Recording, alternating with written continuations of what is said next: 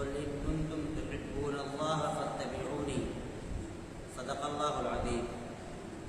وقال النبي صلى الله عليه وسلم الله الله في أصحابي لا تتخذوهم غرضا من بعدي فمن أحبهم فبحبي أحبهم ومن أبغضهم فببغضي أبغضهم وخير القرون قرني ثم الذين يلونهم ثم الذين يلونهم.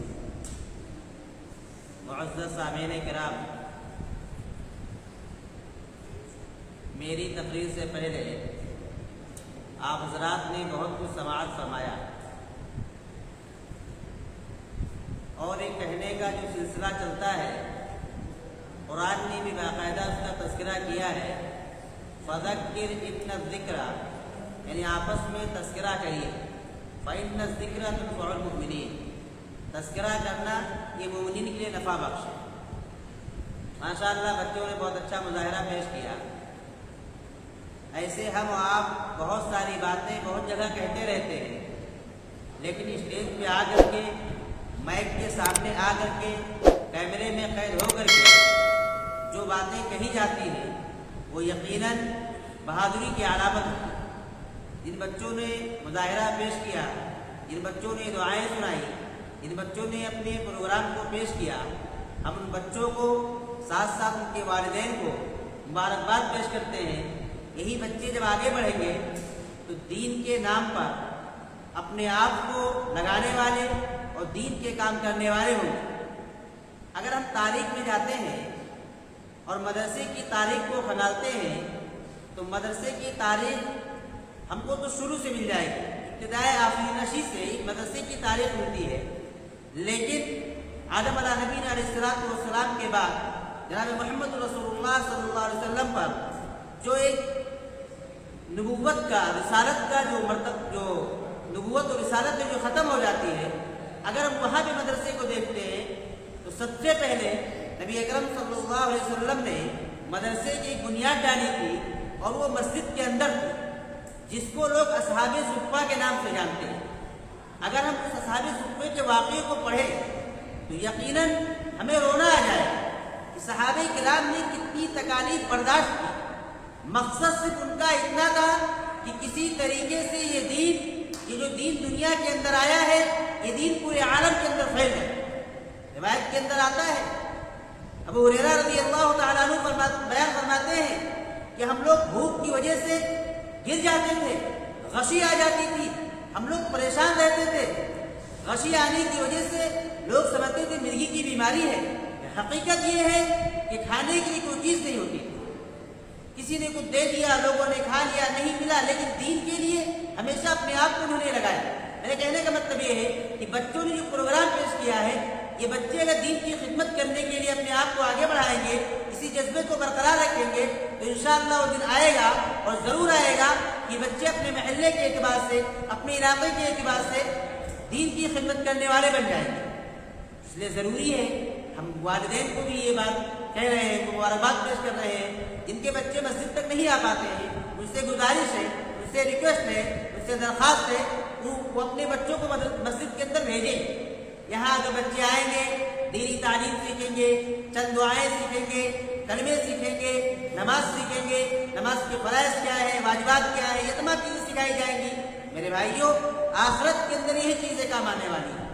علم دنیا کے اندر بہت سارے علوم ہیں، آپ اٹھا کر کے دیکھ لیجیے، کوئی ڈاکٹر بن رہا ہے، کوئی انجینئر بن رہا ہے، کوئی عالم ہے، کوئی حافظ ہے، کوئی قاری ہے، طرح طرح کے علوم ہیں، لیکن اگر اخروی اعتبار سے دیکھا جائے تو صرف ایک علم کامیابی کی طرف لے جاتا ہے، اور وہ ہے آخرت والا علم، یعنی قرآن کا علم، حدیث کا علم، تفسیر کا علم، فقہ کا علم۔ یہ وہ علم ہے کہ اس کو جب حاصل کریں گے، اپنے بچوں کو بھی اس پر لگائیں گے، یہ علم ہمیں دنیا میں فائدہ دے گا، آخرت میں فائدہ دے گا۔ میرے بھائیوں، اگر ہم اور آپ نے بچوں کو دینی تعلیم نہیں دی بلکہ دنیاوی تعلیم دے دی تو یہ بچے ہم سے کل سوال کریں گے کہ میرے والدین نے مجھے کچھ نہیں پڑھایا، مجھے کلمہ نہیں معلوم۔ آج آپ محلے کا سروے کرا لیجیے، کسی بھی محلے کا، کسی بھی گلی کا، آپ کو مل جائیں گے بہت سارے لوگ جو کلمہ نہیں معلوم۔ بچوں کو مسواک کسے کہتے ہیں؟ مسواک کی بہت ساری فضیلتیں ہیں. خیر موضوع کچھ اور ہو رہا ہے, مجھے بیان کچھ اور کرنا ہے. یہ بچوں کے اوپر بات آ گئی. میرے بھائی میں نے قرآن کریم کی ایک آیت پڑھی تھی. اس قرآن کریم کے اندر اللہ تبارک و تعالیٰ نے فرمایا قل ان کنتم تحبون اللہ فاتبعونی. اللہ تعالیٰ نے نبی اکرم صلی اللہ علیہ وسلم کی زبانی یہ اعلان کرایا, صحابہ کے مابین اعلان کرایا, اور صحابہ کے علاوہ جو منافقین تھے ان کے سامنے بھی اعلان کرایا کہ آپ کہہ دیجیے کہ اگر تم اللہ سے محبت کا دعویٰ کرتے ہو, تم یہ کہتے ہو کہ مجھے اللہ سے محبت ہے, اللہ سے الفت ہے, ہم اللہ کو ماننے والے ہیں, تو سن لو فاتبعونی, تو میری اتباع. اللہ فرماتا ہے قل ان کنتم تحبون اللہ, آپ کہہ دیجیے اگر تم اللہ سے محبت کا دعویٰ کرتے ہو فاتبعونی, تو تم مجھ سے محبت کرو. مطلب اللہ کے نبی جناب محمد رسول اللہ صلی اللہ علیہ وسلم کی ذات اقدس سے محبت کرو. اب ہم آپ یہ سمجھے کہ محبت کا مطلب کیا ہے, محبت کسے کہتے ہیں, محبت کا اصول کیا ہے کہ ہم سمجھیں کہ یہ انسان اس سے محبت کرتا ہے.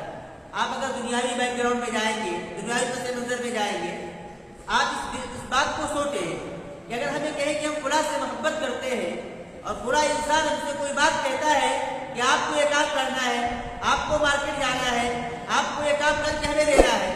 اب اگر ہم اس کے کام کو انجام نہ دیں, اس کے کام کو نہ کریں اور زبانی ہم یہ کہیں فلاں سے بہت محبت کرتے ہیں, کیا کوئی انسان یہ یقین کرے گا کہ ہم فلاں سے محبت کرتے ہیں؟ کبھی نہیں کر سکتے. ہر انسان کہے گا یار زبان سے دعویٰ کرتے ہو فلاں سے ہم کو بہت محبت ہے, فلاں سے ہم کو بہت الفت ہے, فلاں سے ہم کو بہت لگاؤ ہے, لیکن جب وہ کچھ کہتا ہے کہ تم کرتے نہیں ہو, اس کا مطلب یہ ہوا کہ تم کو فلاں سے محبت نہیں ہے. آج ہم و آپ دنیا کے تمام لوگ اس بات کا دعویٰ کرتے ہیں کہ ہمیں اللہ سے بہت محبت ہے, اللہ کے نبی سے محبت ہے, لیکن ہمیں دیکھنا ہے کہ ہم اللہ کے نبی والے یا اللہ والے کام کر رہے ہیں یا نہیں کر رہے.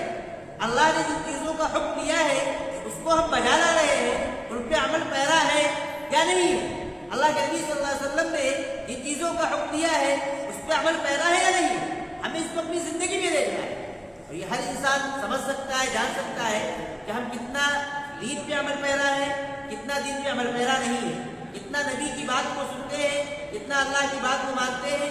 یہ تمام چیزیں ہر انسان اگر چاہے محاسبہ کرے, ہر انسان سوچ سکتا ہے کہ دنیا کہ ہم نے صبح دکان کھولی یا صبح اپنے کام سے نکلے, شام تک ہم نے اپنا کاروبار کیا, اس ایام ان گھنٹوں کے اندر جو یہ ساعت گزری ہے, جو یہ گھنٹے گزرے ہیں, اس کے اندر ہم نے کتنی اپنی زندگی ایسی گزاری ہے جو رب مانی ہے, کتنی زندگی ایسی گزاری ہے جو رب مانی نہیں بلکہ من مانی.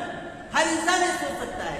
جیسے مثال کے طور پہ ہم نے صبح دکان کھولی, ہم دکان کرتے ہیں, دکان کھولنے کے بعد ہمارے پاس بہت سارے کسٹمر ہیں, بہت سارے گراہک آ گئے ہیں, لیکن اسی وقت مؤذن نے صدا لگا دی اللہ اکبر اللہ اکبر, اللہ بڑا ہے. ہم نے سوچا کہ ہم چلے جاتے ہیں نماز کے لیے, تو یہ دکان یہ ہمارے گراہک جو ہے, ہمارے کسٹمر یہ چلے جائیں گے, تو ہمارے دل کے اندر ایک بات پیدا ہو جاتی ہے, تو گویا کہ ہم نے اللہ کی بڑائی کو سنا تو لیکن اس پہ عمل نہیں. مؤذن کہتا ہے اللہ اکبر اللہ اکبر, اللہ بڑا ہے اللہ بڑا ہے. وہ ایک الگ چیز ہے کہ بہت مارکیٹ کے اندر بھی بہت ساری مساجد ہوتی ہیں, کہیں نماز 1 بجے ہے ظہر کی, مثلا کہیں 1:15 ہے, کہیں 1:30 ہے, کہیں 1:45 ہے. تو اگر انسان یہ سہولت اختیار کر لے کہ ہاں نہیں وہاں پڑھ لے کے کوئی حرج نہیں ہے, لیکن انسان نمازی کو ترک کر دے, کسٹمر کے چکر میں, اپنے کاروبار کے چکر میں نمازی ترک کر دے, یہ بہت بڑی غلط بات ہے. کیونکہ نماز ایک ایسی عبادت ہے جس کے بارے میں حدیث کے اندر یہ آتا ہے کہ نماز کو آپ ایسے سمجھو جیسے کہ انسان کا سر ہوتا ہے. سر کو اگر دھڑ سے جدا کر دیا جائے تو انسان نہیں رہ سکتا. آپ ایک ہاتھ کاٹ دیجیے, ایک پیر کاٹ دیجیے, بازو کاٹ دیجیے, ناک کاٹ دیجیے, کاٹ کچھ بھی کر دیجیے, انسان زندہ رہے گا. لیکن اگر انسان کے سر کو دھڑ سے جدا کر دیا جائے, سر کو کہیں اور رکھ دیا جائے, انسان زندہ رہے گا نہیں رہ سکتا ہے. اسی طریقے سے نماز اگر ہمارے اندر نہیں تو اسلام نہیں. اسلام کے اندر آنے کے لیے ہمیں ضروری کہ نماز کی پابندی ہے.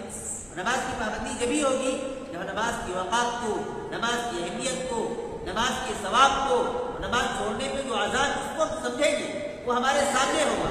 اور یہ کہاں سے ہوگا, یہ کہاں سے آئے گا میرے بھائی؟ یہ آئے گا کہاں سے؟ مساجد سے آئے گا, مدارس سے آئے گا. یہ ہمیں مارکیٹ کے اندر, ہوٹل کے اندر یہ نہیں مل سکتا. یہ علم اگر آپ کو لینا ہے تو آپ کو مسجد جانا پڑے گا، آپ کو مدرسے کا رخ کرنا پڑے گا، آپ کو ان لوگوں کے پاس بیٹھنا پڑے گا جن کے پاس یہ علوم ہے، جو آپ کو بتا سکتے ہیں کہ دیکھیے نماز پڑھنے کے فوائد کیا ہے۔ میں یہ کہہ رہا تھا کہ نبی اکرم صلی اللہ علیہ وسلم اس دنیا کے اندر جب آئے اور آپ نے آنے کے بعد تمام چیزوں کو دیکھا، اگر آپ تاریخ کا مطالعہ کریں گے، سیرت کا مطالعہ کریں گے تو آپ کو پتا ہوگا کہ نبی اکرم صلی اللہ علیہ وسلم جب اس دنیا میں آئے ہیں اس وقت کے حالات کیا ہیں۔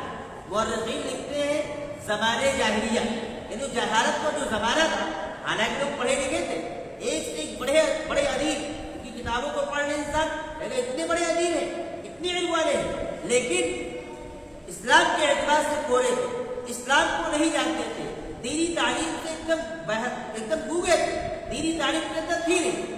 میرے بھائیوں، جب نبی اکرم صلی اللہ علیہ وسلم نے ایسے ماحول میں آنکھیں کھولی، آپ نے دیکھا ہر انسان دوسرے انسان کا دشمن ہے۔ یہاں تو اگر کسی بات میں کسی سے لڑائی ہو جاتی ہے تو پشتوں چلتی ہے، ایک خاندان تباہ ہو جاتا ہے، دوسرا خاندان آتا ہے، وہ بھی وصیت کرتا ہے کہ ان کے دادا سے ان کی لڑائی تمہاری لڑائی رہے گی، وہ دوسرے کو وصیت کر کے جاتا ہے، پشتوں سے لڑائی چلتی آ رہی ہے۔ جب نبی اکرم صلی اللہ علیہ وسلم نے دیکھا یقیناً جہالت بہت عجیب ہے، آپ صلی اللہ علیہ وسلم نے ان پر محنت اس طریقے سے محنت کی کہ وہ لوگ جو ہر ایک طریقے سے جن کے اندر جہالانہ پن پایا جا رہا تھا، گوار پن تھا، ان لوگوں نے جب نبی اکرم صلی اللہ علیہ وسلم کی بات کو سنا اور سمجھا، حالانکہ وہ آپ کے جانی دشمن بھی تھے، مالی دشمن تھے، وہ ایک الگ بات ہے کہ آپ سے عقیدت، آپ سے محبت، آپ سے الفت کو اس لیے تھی کہ آپ امین تھے، آپ صادق تھے، آپ سچے تھے، لیکن آپ کے جانی دشمن تھے۔ جو کلمہ گو نہیں تھا وہ آپ کا جانی دشمن تھا، جب کلمہ گو ہو گیا تو آپ کا گریلا ہو گیا۔ نبی اکرم صلی اللہ علیہ وسلم نے ان پہ جب محنت شروع کی تو وہ محنت ایسی رنگ لائی کہ پوری دنیا میں مثال دی جاتی ہے۔ اس سے مثال کے طور پہ فاروق اعظم، ان کی مثال دی جاتی ہے کہ آپ کی جو بادشاہت ہوئی ہے اس طریقے سے کوئی بادشاہ پیدا کر کے دکھا دے، جس طریقے سے آپ نے بادشاہت کی ہے، جس طریقے سے آپ نے اپنی رعایا پہ کام کیا ہے، اپنی رعایا کے ساتھ جس طریقے سے اس نے سلوک کیا ہے، تاریخ میں ایک بادشاہ نہیں مل سکتا ہے، کوئی بھی نہیں مل سکتا ہے اس طریقے سے انہوں نے اپنی رعایا پہ کام کیا۔ نبی اکرم صلی اللہ علیہ وسلم نے جب محنت شروع کی اور محنت کیا اس پہ، تو محنت کرنے کا نتیجہ یہ نکلا کہ آپ نے ایسے اصحاب تیار کیے، ان اصحاب کے ذریعے سے پورے عالم کے اندر دین پھیلا۔ میرے بھائیوں، جب زمانے جاہلیت کا واقعہ ہم پڑھتے ہیں تو ہمیں ایک چیز یہ بھی ملتی ہے کہ لوگ اپنی لڑکیوں کو زندہ درگور پر لے کر کے، حدیث کے اندر یہ بات لکھی ہوئی ہے کہ لوگ اپنی بچیوں کو لے کر کے جاتے تھے، جب پیدائش کا وقت قریب ہوتا تھا اپنی عورتوں کو لے کر کے جاتے تھے اور وہاں پر اس کو ایک گڑھا کھود دیتے تھے، وہاں پہ بٹھا دیتے تھے۔ عورت نے اگر لڑکی جلتی ہے تو لڑکی کو اسی کی دفن کر دیتے تھے، کہتے تھے کہ ہم کسی کے داماد بنے، یہ بڑی عار کی بات ہے، بڑی شرم کی بات ہے۔ لیکن نبی اکرم صلی اللہ علیہ وسلم نے ایسی تعلیم دی کہ عورتوں کا مقام، عورتوں کی جو فضیلت ہے اور عورت کیا کر سکتی ہے، آپ نے اس طریقے سے لوگوں کو تعلیم دی جس کو لوگ چھوت سمجھتے تھے، جس کو اپنے لیے ایک دم یہ سمجھتے تھے اس کو لینا، اس کو اپنے اندر لینا، حاصل کرنا، اپنے گھر میں رکھنا یہ غلط ہے۔ ایک ایسا میسج آپ نے دیا کہ لوگوں نے محبتوں سے اپنایا۔ آج ہم آپ دیکھتے ہیں ہر انسان جو سچا پکا مسلمان ہے وہ انسان یہ سمجھتا ہے کہ اگر ہمارے گھر میں لڑکی کی بھی پیدائش ہوئی ہے یا لڑکے کی کسی کی پیدائش ہوئی ہے، نبی اکرم صلی اللہ علیہ وسلم نے لڑکی کو رحمت بتایا۔ جب بھی کسی کی پیدائش ہوتی ہے تو مسلمان جو ہوتا ہے، جو سچا پکا مسلمان ہوتا ہے، وہ خوش ہو جاتا ہے کہ اللہ تعالیٰ مجھے رحمت سے نوازا ہے۔ لوگ یہ سمجھتے ہیں کہ ہمارے لیے زحمت ہو گئی، اب ہم کیا کریں گے؟ اس کی وجہ یہ ہے کہ ہم نے اپنے آپ کو دین سے دور کیا، دین کے اندر جو بات تھی اس کو ہم نے نہیں پکڑا بلکہ دیگر باتیں پکڑ لی۔ آج ذہن میں تصور آتا ہے کہ میرے یہاں 5 لڑکیاں ہیں، ہم کیسے شادی کریں گے، اتنا جہیز کہاں سے دیں گے؟ حالانکہ اسلام کے اندر نہ جہیز ہے نہ جہیز کا تصور ہے۔ ہم اسلام سے دور ہیں، اسلام سے کورے ہیں، اسلام کی تعلیمات ہمیں معلوم نہیں ہے، اس لیے ذہن کے اندر تصور آتا ہے۔ لڑکیوں کی پیدائش کو جو مرخوص سمجھا جاتا تھا نبی اکرم صلی اللہ علیہ وسلم نے اس کو دور کیا، اور آج تک بھی الحمدللہ جو سچا پکا مسلمان ہے وہ کبھی لڑکی کی پیدائش کو منحوس نہیں سمجھتا۔ ہاں جس کے دل کے اندر ایمان کی کمی ہے یا ایمان اس کا اس لیول کا نہیں ہے، اس لیول کا ایمان ہونا چاہیے، وہ ہو سکتا ہو سمجھتا ہو، لیکن میرے خیال سے کوئی سمجھتا نہیں۔ بہرکیف تو نبی اکرم صلی اللہ علیہ وسلم نے ایسے ماحول میں آگے بولی کہ اگر آپ کی تاریخ کو پڑھا جائے، زمانے جاہلیت کی تاریخ کو دہرایا جائے، اس کے لیے وقت بھی درکار ہے، اور یقیناً یہ بات سمجھ میں آئے گی کہ اتنا برا دور دنیا میں کبھی آیا ہی نہیں۔ اتنا برا دور تھا تو آپ نے محنت کی، وہ دور ختم ہو گیا۔ آج ہمارے یہاں الحمدللہ اگر سب کلمہ گو نہیں ہے تو کچھ تو کلمہ جانتے ہیں، اگر سب جو ہے ہمارے یہاں لادینیت ہے یا ہمارے محلے کے اندر لوگ دین سے دور ہیں، لیکن کچھ تو ایسے دین سے قریب ہیں، ان پہ اگر ہم محنت کریں، ہمیں سبق یہ ملتا ہے کہ اگر ہم کسی پہ محنت کریں گے تو یقیناً ہماری محنت ضائع نہیں ہوگی۔ آج نہیں تو کل، کل نہیں تو پرسوں، کبھی ایسا وقت ضرور آئے گا کہ ہماری وہ بات سنیں گے، اور سنیں گے تو ہماری بات مانیں گے، اور مانیں گے تو ہمیں بھی اس کا اجر ملے گا۔ حدیث کے اندر آتا ہے نبی اکرم صلی اللہ علیہ وسلم نے ارشاد فرمایا کہ ایک آدمی آیا، حدیث کے اندر یہ آتا ہے کہ ایک آدمی آیا، اس نے کہا کہ نبی ہم کو ایک اونٹنی کا بچہ دے دیجیے، ایک اونٹ دے دیے سواری کے لائق، اس کا اونٹ گم ہو گیا تھا یا فوت ہو گیا تھا۔ آپ صلی اللہ علیہ وسلم کی عادت شریفہ تھی، کوئی بھی پریشان آپ کے پاس آئے آپ فوراً اس کی مدد کرتے، حتی الامکان کوشش کرتے تھے انسان یہ سائر خالیات واپس نہ جائے۔ آپ کی عادت ہے، آپ نے سوچا میرے پاس تو کچھ ہے نہیں، تو آپ نے کہا میرے پاس تو نہیں ہے، البتہ میں تمہیں پتہ بتا دیتا ہوں، وہاں چلے جاؤ، ہو سکتا ہے ان کے پاس اونٹ ہو تو وہ دے دیں گے۔ وہ آدمی وہاں سے گیا، ان سے کہا کہ میرا اونٹ گم ہو گیا ہے، مجھے سفر کرنا ہے، میرے پاس سواری نہیں ہے۔ تو انہوں نے کہا ٹھیک ہے لے جاؤ، انہوں نے اپنا اونٹ دے دیا۔ جب واپس آئے تو نبی اکرم صلی اللہ علیہ وسلم نے فرمایا کہ جتنا ثواب دینے والے کو ملا اتنا ثواب رہنمائی کرنے والے کو، اور ایسا نہیں کہ اس کے ثواب سے کچھ کمی کی جائے۔ پتہ یہ چلا کہ اگر ہم کسی کو دین کی دعوت دیں گے، دین کی بات بتائیں گے، لوگوں کو مسجد سے قریب کریں گے، مدرسے سے قریب کریں گے، وہ جو علم حاصل کرے گا اور جو عمل کرے گا اس کو بھی ثواب ملے گا، ساتھ ساتھ ہمیں بھی ثواب ملے گا۔ اس نیت سے، اس جذبے سے اپنے آپ کو دین پہ لگانا چاہیے۔ اور دوسری بات یہ، اس کا سب سے بڑا فائدہ انسان کو خود ہوتا ہے۔ جیسے ہم بے نمازی ہیں، نماز نہیں پڑھتے ہیں، تو ہم کسی سے نماز کے لیے کہہ نہیں سکتے، کیوں؟ دل کے اندر ڈر ہوگا، جیسے کہ بھائی نماز پڑھو، نماز پڑھتے ہو تو کہتے ہو، اگر ہم نمازی ہیں تو دوسرے سے کہہ سکتے ہیں۔ تو سب سے بڑا فائدہ یہ ہوتا ہے کہ انسان اپنے اوپر اس چیز کو لاگو کر لیتا ہے، خود اس پہ عامل ہو جاتا ہے۔ اس لیے لوگوں کو دین کی دعوت دینی چاہیے تاکہ ہم دین پر قائم رہیں۔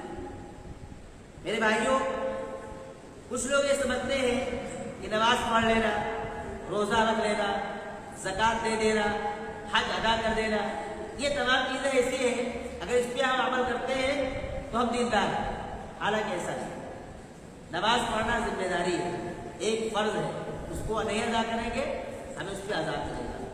اسی طریقے سے زکوٰۃ دینا بھی فرض ہے، جو اسلام کے ارکان ہیں، یہ تمام فرائض چیزیں ہیں۔ اس کے علاوہ جو اور چیزیں ہیں اس پہ غور کرنے کی ضرورت ہے، اس پہ محنت کرنے کی ضرورت ہے۔ آج ہم نماز کو 5 ٹائم پڑھتے ہیں، اب صفحے اول میں پہنچ جاتے ہیں، امام صاحب کے پیچھے پڑھتے ہیں، تہجد بھی پڑھتے ہیں، لیکن میرے بھائیوں اگر حقوق العباد کے تعلق سے ہم سے کوتاہی ہو رہی ہے، مثلا بیوی کا حق ادا نہیں ہو رہا ہے، بہن کا حق ادا نہیں ہو رہا ہے، ماں کا حق ادا نہیں ہو رہا ہے، باپ کا حق نہیں ادا ہو رہا ہے، رشتے دار ہے جو بھی ہے، ان کے حقوق بھی ہمارے اوپر ہے۔ ان کے حقوق اگر ادا نہیں کریں گے تو کل قیامت کے دن یہ لوگ ہمارا گریبان پکڑ لیں گے، ہمارے دامن کو پکڑ لیں گے۔ اسی طریقے سے اگر ہم نے کسی کو گالی دے دی، کسی پہ تہمت لگا دی، کسی پہ الزام لگا دیا، کسی پہ بہتان لگا دیا، یہ وہ چیزیں ہیں جن سے انسان کو بچنا ہے۔ آج ایک بیماری ہے جو ہمارے اور پورے معاشرے کے اندر پھیلی ہوئی ہے، جسے ہمارا غیبت کے نام سے جانتے ہیں۔ غیبت کے بارے میں آتا ہے الغیبت اشد من الزنا، غیبت زنا سے بدتر۔ انسان نے اگر کسی سے غیبت کی، غیبت کیا ہے اس کو سمجھ لیں۔ غیبت یہ ہے کہ پیٹھ پیچھے کسی کے سامنے ایسی بات کہنا جو اس کو برا، ہر انسان دوسرے کے پیٹھ پیچھے وہی بات کہتا ہے۔ अगर सही बात कह रहे हो सामने कहेगा।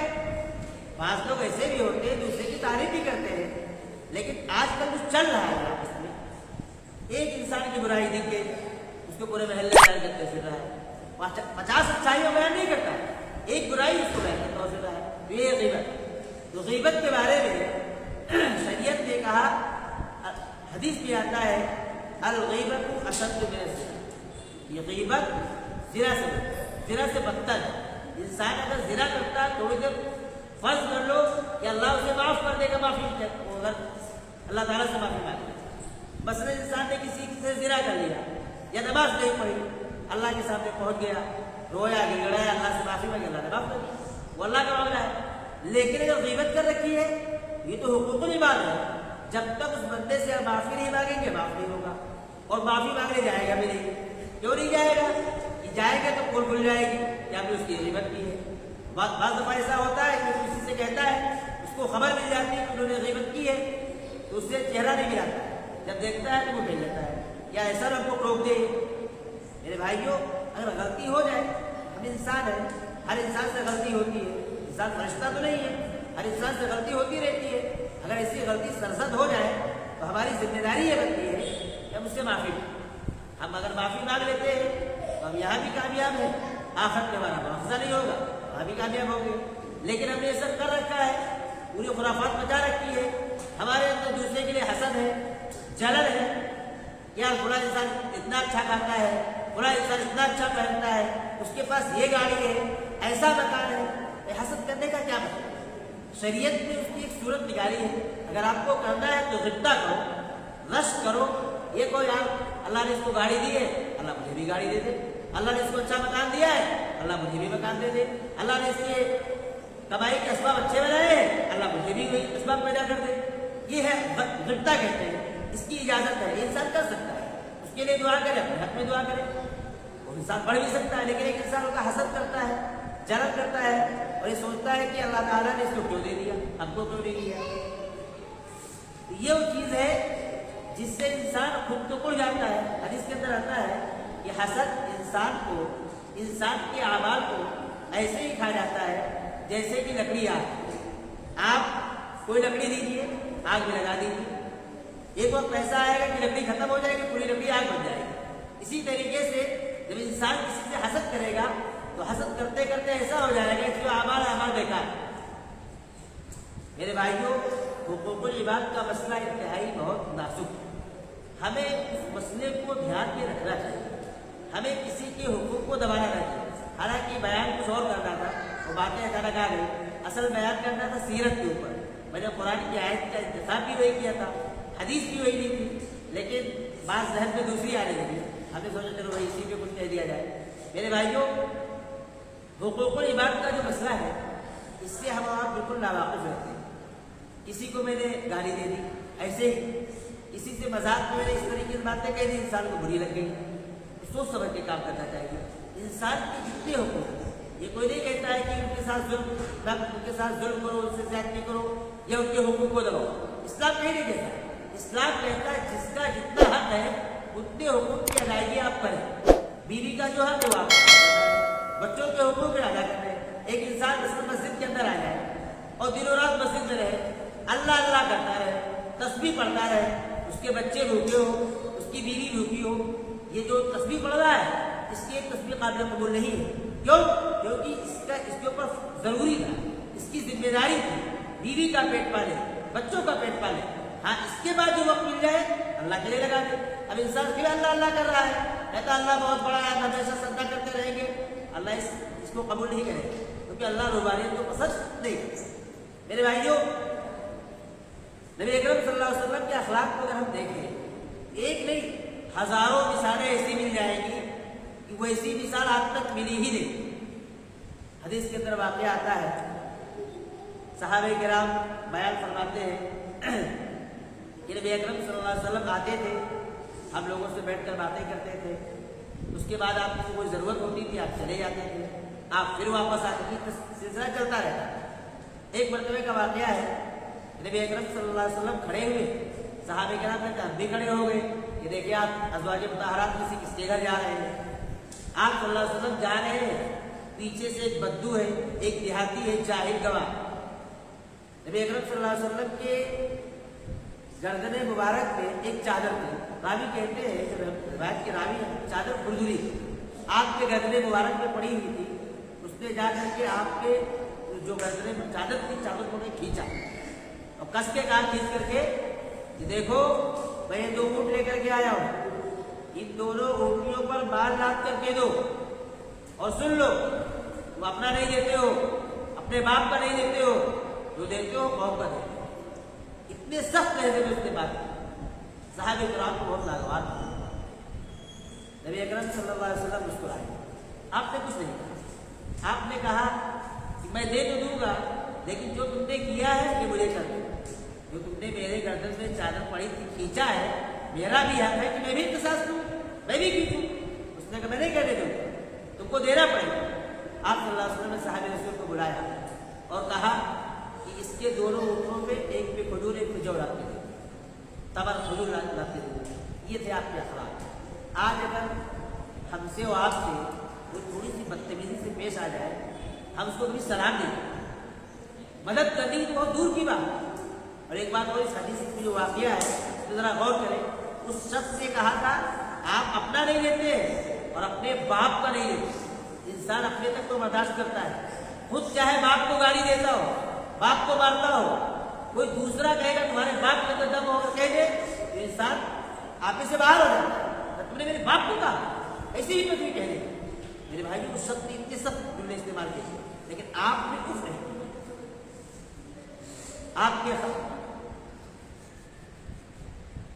खैर वक्त का तकाजा होता है और वक्त होगा तो इंशाअल्लाह आपके वाक़यात, आपकी सीरत अगर बयान करने पे इंसान आ जाए तो बयान ही करता रहेगा। तो वक्त का तकाजा है। मैं जो शुरू कर चुका था उसको 1 मिनट में पूरा कर लेता हूँ। हर इंसान को अगर पहचानना हो तो उससे पहचानो जो उसके घर में रहता हो 24 घंटा आसपास। वो उसके अखलाक, उसके किरदार, उसके आमाल बयान करते हैं। मिसाल के तौर पे किसी घर में कोई नौकर है जो साथ में रहता है, आप उससे पूछेंगे कि फला कैसे है, वो सही से बताएगा। महल्ले में कितना भी चर्चा हो नहीं है, लेकिन वो बताएगा कैसे। नबी अकरम सल्लल्लाहु अलैहि वसल्लम के साथ जो खादिम थे, अनस रज़ियल्लाहु ताला, खादिम खास एकदम हमेशा आपसे चिपके रहे, जुड़े रहे। वो कहते हैं कि मैंने आपकी 9 साल या 7 साल या 10 साल रिवायत में इख्तिलाफ है, मैंने आपकी खिदमत की, आपने कभी भी उससे उफ नहीं कहा। ये आपके अखलाक हसना की सबसे बड़ी दलील है कि आपका वो खादिम जो हमेशा आपके साथ लगा हो, हमेशा आपके साथ काम करता हो, वो कहता हो कि कभी आपने उफ तक नहीं कहा। अल्लाह ताला से दुआ है कि अल्लाह ताला हमें तमाम लोगों को अमल की तौफीक नसीब फरमाए और खुसूसन लोगों के जो हुकूक होते हैं, हुकूक की अदायगी की तौफीक दे और साथ साथ अपने अखलाक को दुरुस्त करने की, अखलाक को संवारने की। और आप हमें ये कोशिश करनी चाहिए कि आपके जो अखलाक अगर ऐसे ना बना पाए तो कम कोशिश तो कर लें, कुछ तरह बच जाए। थोड़ा सा भी अगर कर लेंगे तो इंशाअल्लाह कामयाबी मिलेगी। अल्लाह ताला हमें तमाम लोगों को अमल की तौफीक नसीब फरमाए।